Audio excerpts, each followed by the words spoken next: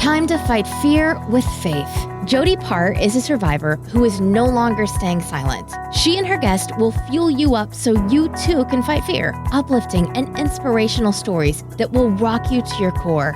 We don't tiptoe around the truth, we steamroll it in a bold way. This is your life, and now is the time to start living it. Get ready for the Faith Over Fear podcast with Jody Paar. Now, welcome Jody Paar to inspire you. Hey everybody, welcome back to Faith Over Fear. I am your host, Jody Paar. I am so glad you guys are listening and watching today. We need this inspiration, guys, especially a time that we're going through right now. And we are all going through this together around the world. So faith over fear is more important now than I think it ever has been.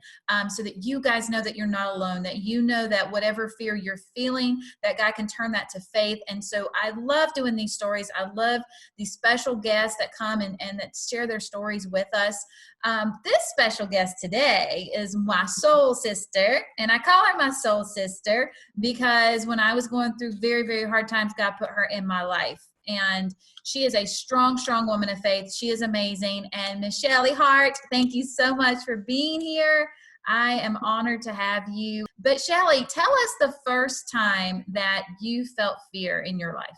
Well, Jody, first of all, thank you for having me on your show, Faith Over Fear, because I believe in today's world, we need to have faith over fear. So thank you for having me on. And I hope that my story inspires others because everybody's going through something, and hopefully they will hear my story and they'll say, if she can get through it, so can I. So I remember there was a time when, I'll take you back to the year 2000, and I had received a phone call from a doctor, and the words that I was given was, your husband has just a matter of time, and there's nothing that we can do for him. And I'll never forget those words. And that was so fearful for me because my husband was sick with a liver disease called PSC. And PSC is where his bile ducts of his liver were closing down, and he was getting sick and the bile was backing up in his body. And so the only cure for that was a liver transplant. And they had found cancer and carcinoma in the bile ducts of his liver when they did a scan. And so that's when we were told there's nothing we could do for you. And I was like, don't tell me there's nothing you can do for him, you know, in this day and age with all the doctors and the medicine and everything. And so I'm just a fighter, and I just started praying, and I'm like, okay, what can I do? Where can I go? God, just lead me. And I started calling doctor after doctor, every city, every state that I could think of with big hospitals. And we were originally from Iowa. We were living in North Carolina at the time. And I recall calling the University of Iowa hospitals. And there was a doctor there who said, I am doing a study right now. If you can get him here, you know, ASAP, then we're going to, you know, we'll try the study on him. So we did. Within 2 days, I had my Chevy Blazer packed with my cats and my 3-year-old little girl and my husband and everything that we could fit in that car because we didn't know, you know, what was ahead of us. Right. And so we got to Iowa, and we ended up staying in a hotel for 9 months, and they did this study on him, and it worked. It was a miracle. And he ended up having his first liver transplant. So how amazing is that? I mean, wow. That's incredible. And, you know, honestly, I love what you said because you're like, you were going into the unknown. And so many people right now, including myself, including you probably, we're all in a place of unknown. We have no idea what tomorrow holds. And so when you were going through that time, I'm sure the enemy was putting all kinds of thoughts in your mindset that was fear. That was just, you know, this is the worst case scenario. And when people even say that to you over your husband, and you are such a fighter, but tell us about some of the thoughts of fear that you felt. Yeah, so you can just only imagine, you know, he's not working and I had to stop working, and we are living in a hotel now. You know, we didn't know how long, but it ended up being for 9 months. And when we were in Iowa City, I just didn't know. The fear was, you know, how are you going to provide for your child? How are you going to provide food for your husband? How are you going to do this? How are you going to do that? And all these feelings. And what if you lose your husband? And, you know, I'm just feeling so alone and all by myself. And I can't tell you, if I didn't have God in my life, there is, I mean, I can't even explain it. It's unexplainable. It just gives you that peace, and knowing that, he's with you every single step of the way and every single day, and you just got to stop those negative whispers of the devil and the enemy just trying to get at you all the time, because it will get you down. Let me tell you. I mean, just imagine living in a small little hotel room for 9 months, while he's fighting for his life and he's sick, and you've got a 3-year-old you're trying to entertain. You've got 2 cats, like just picture that. And that's for 9 months, think about us being isolated now, it's kind of the same thing, basically. If you think about it, not the same thing, but you know what I'm saying? Like, you're isolated, you can't leave, and you're just confined in this little space. And we did it for 9 months with a sick husband. So that's when God just, really started speaking with me and coming through. And I remember going to my local pastor and really talking with him and asking him, how do I get through this? Because you need others to lean on during times like this. You can't do it always all by yourself. And that's how I was. Like, I'm a fighter. I'm like, okay, it's me and God, but it's like, you still need other people with you. You need those friends. God's army. Yes. You yes. definitely need God's army.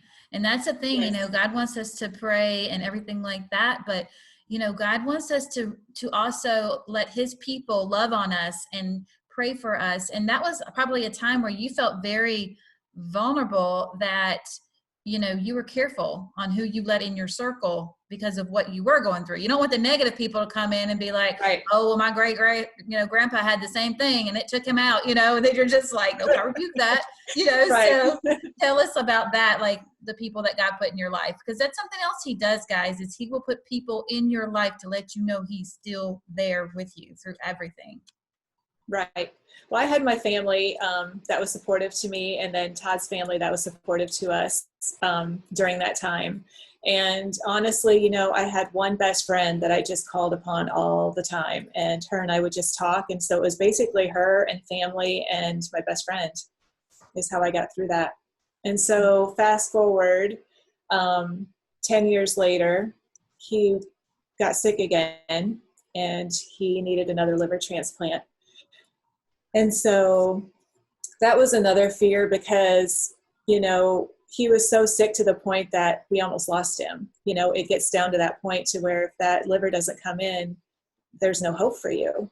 And so just knowing that God was through all that situation again with us, and knowing that there is organ donation out there, and that there's people that the hard part is, there's people losing their lives to bless somebody else's life. And so that was another hard part for me that I had to get through.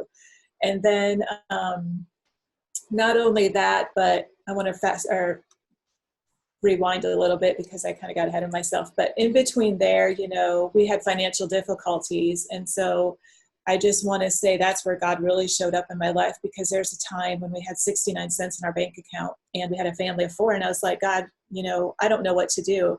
I have no idea what to do. And I remember coming down the stairway and there's a white envelope in our front door. And I was like, what's that? Probably another foreclosure notice or something. Right. And I opened it up and it was enough cash to get groceries just for that week. And so that was God, because I still to this day don't know who it was. And so, God's always providing for you. It may not be your wants, but it's your needs. And so I love that too, because that's where, that fear was trying to take over, and God said, no, I've got you. And here's money for the week, so you can provide for your family so you can feed them. And then, I love that. I love that so much, because it's 69 cents in your bank account. And a lot of people are going through that right now. They were living paycheck to paycheck. And now they've come to a point where that paycheck has stopped.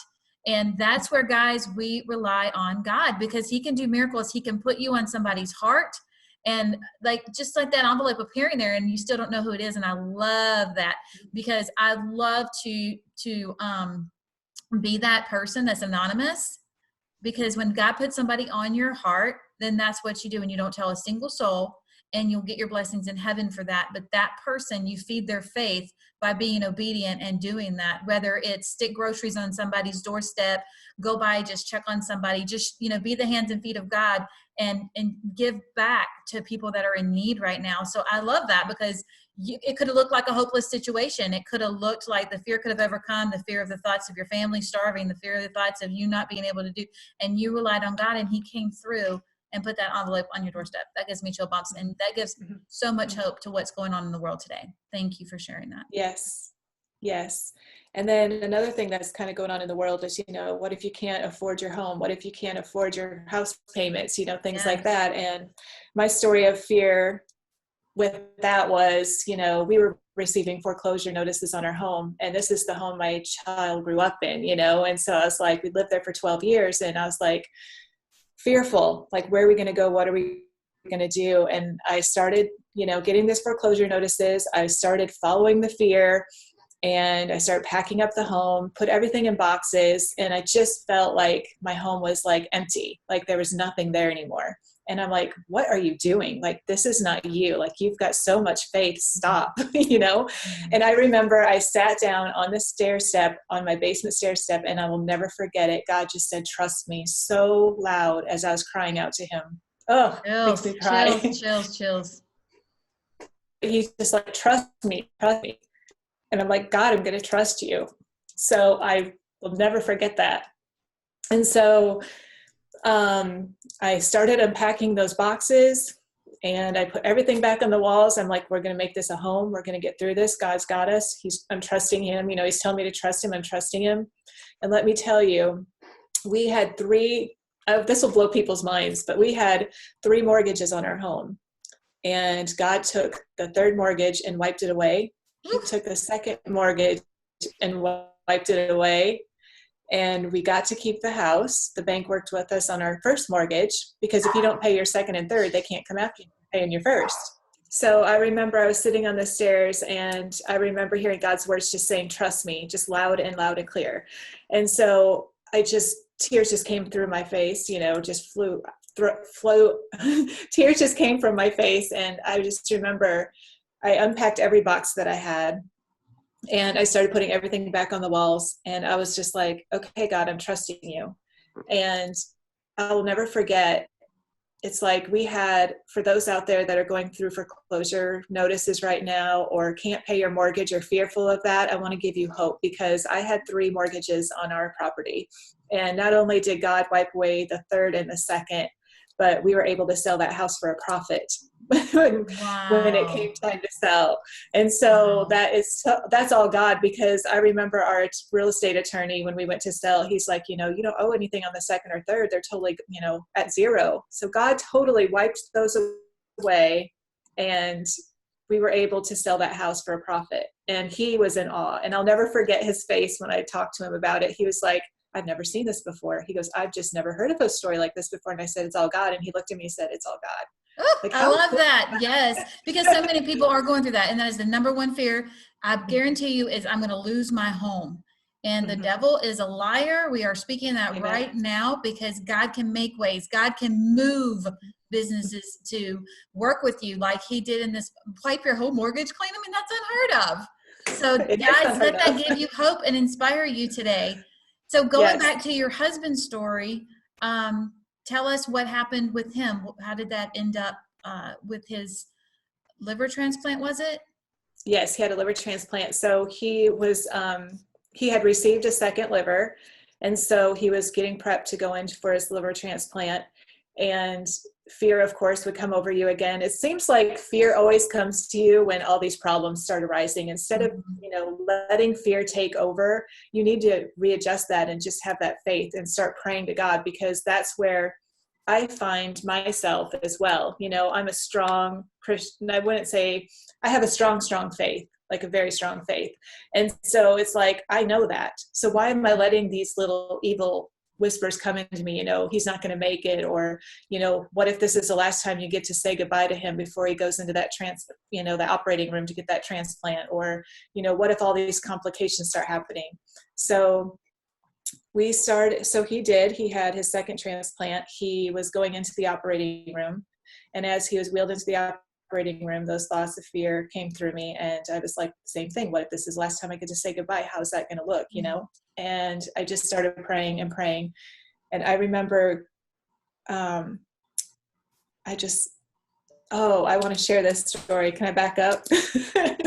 I remember before his second transplant, I was back in North Carolina, and he was, we had got the word that he was getting his transplant. And so I flew with my daughters to Iowa to get that transplant. And as his sister was picking me up, I remember asking God for a sign. And I said, God, just tell me that you're going to be with him. And I remember there was a shooting star on the way to the hospital that night. And I will never forget that. Mm-hmm. So that right there, God just shows you little signs. He does. You know. Mm-hmm. But you have to be looking in my story. It talks about it, the shooting star. And that is, that's not just something that happens every single day. That is a certain sign from God. So tell us about, you have given us a little bit about the faith, because faith came through with that mortgage, and faith came through with you even selling the house for profit. And then faith came through for your husband. So tell us how that happened. Yes. So faith was, the doctors came in and told me, while he was in operation, that this 2 hours into the operation, he said, I just have to be honest with you. He came into the waiting room and he said, I don't think he's going to make it off that table. There's just no way. He's like, there's so much scar tissue from the first transplant.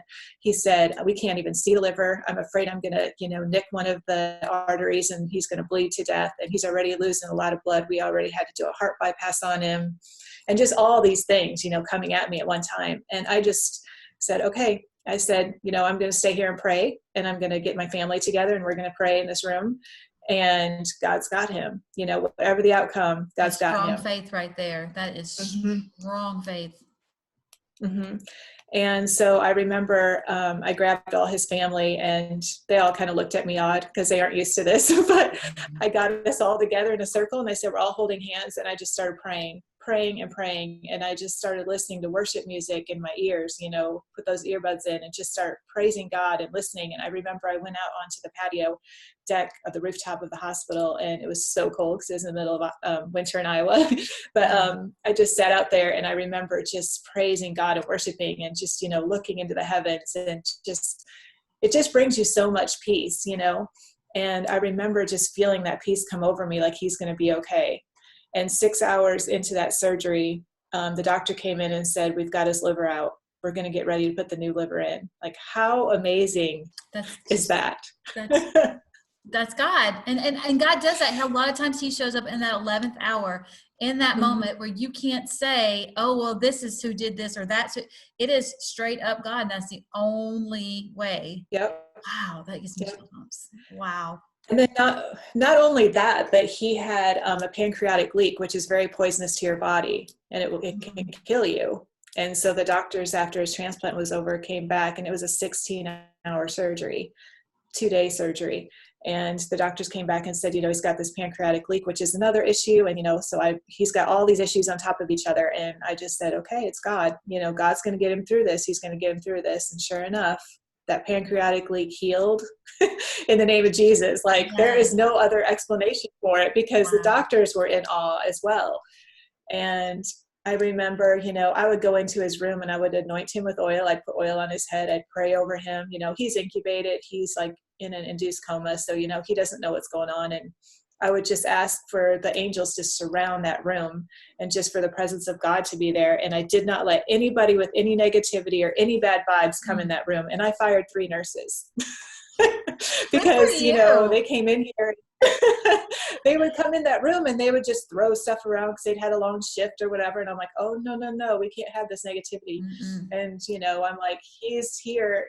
You're needing to take care of him, because he can't take care of himself. And then I have to leave for the night, and I'm expecting you to take care of him. I'm like, no, so just look at how I'm sharing all this with people, because I want them just to know to have faith, because God still performs miracles today. I have seen so many miracles in my life, from the foreclosure notices to selling the house for profit, to 69 cents in our bank account, to opening my own nonprofit, Giving Heart, to feed those that don't have food, to, telling my husband's not going to make it. There's only a matter of time. And, he's 15 years later, he's still alive today.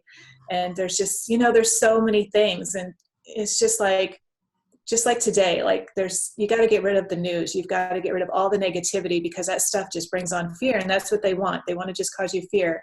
You don't ever turn on a news channel and they just give you all this exciting, uplifting, praising stuff, Right. And so it's like, no, those are things that you have to just know and do, and have, like we were talking earlier, have that circle of friends, have those people that you can really rely on and trust.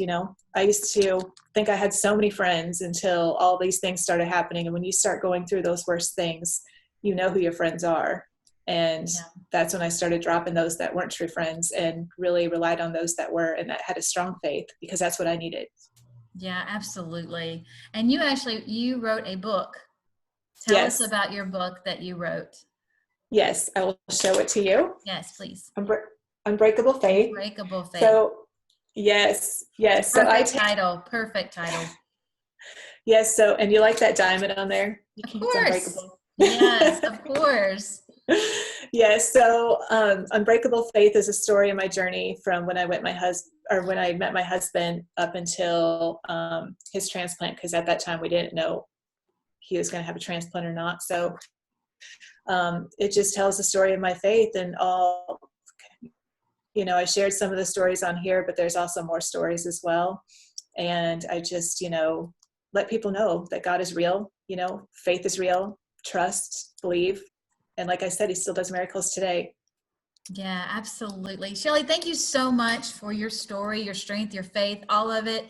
Tell everybody listening how they can find you on social media, if they want to reach out to you. Definitely tell them how to support your nonprofit. I love your nonprofit so much, doing the backpacks and stuff for kids and even helping those who are hungry during this time. So tell us all the information of how we can follow you. Yes, Giving Heart is www.givingheart.org. And there's a website on there. And if people want to donate, they have a donate button on there where they can do that. And then also I am on Facebook under Shelly Hart, SHELLYHART. And I also do a daily living with Shelly Hart, which is a private Facebook group if you'd like to join. And we just give hope to people daily in that group. And I would encourage everybody to join, because it's a fun group to be in. Yes. There you go. Awesome. Shelly, thank you so much for being here. I love your story. It's so powerful. And you are my soul sister, girl. Just this faith that you have is unbreakable. So guys, thank you so much for listening and watching. My name is Jody Paar. You can find me online, JODYPAAR.com, also on social media platforms like Facebook and Instagram as well. I appreciate you guys listening and watching. You can subscribe to Faith Over Fear on several different ways: iTunes, iHeart, Google Play. There's a bunch of them. So make sure you subscribe and listen to these inspiring stories as we do this weekly. Thank you again, Shelly, so much. Guys, be blessed and just know that you can have faith over fear. What you're going through right now, do not let the enemy continue to put thoughts in your mindset that things are not going to work out, because God has a plan and a future and a hope for you. And we are walking, talking testimonies of that. So let that bless you today. Thank you so much. Bye, guys.